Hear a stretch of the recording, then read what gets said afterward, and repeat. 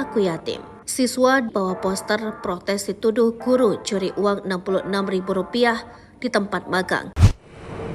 Seorang anak dituduh mencuri uang Rp66.000 oleh guru dan pihak apotik saat magang.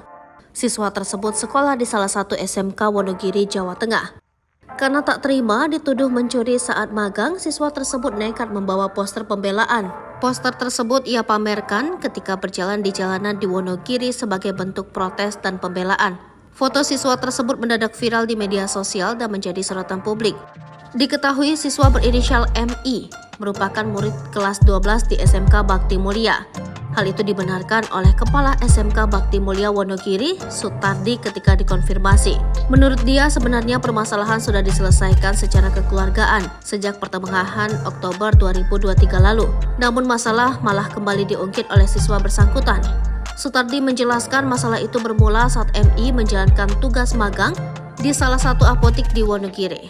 Pada 19 Oktober 2023, ada selisih saat dilakukan stok opname obat.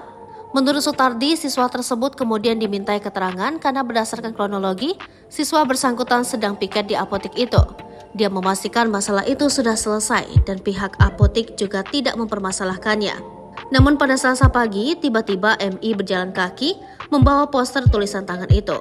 Pihaknya mengaku kaget karena sebenarnya masalah sudah diselesaikan. Berdasarkan penelusuran, guru tulisan di poster itu bukan tulisan MI. Siswa bersangkutan juga mengakui bahwa itu bukan tulisannya. Hanya saja MI belum mengaku siapa yang mempersiapkan tulisan tersebut. Apalagi dalam poster itu juga terdapat bekas sketsa yang dihapus. Sekolah juga masih mencari siapa yang menulis poster itu. Download Tribun X sekarang, menghadirkan lokal menjadi Indonesia.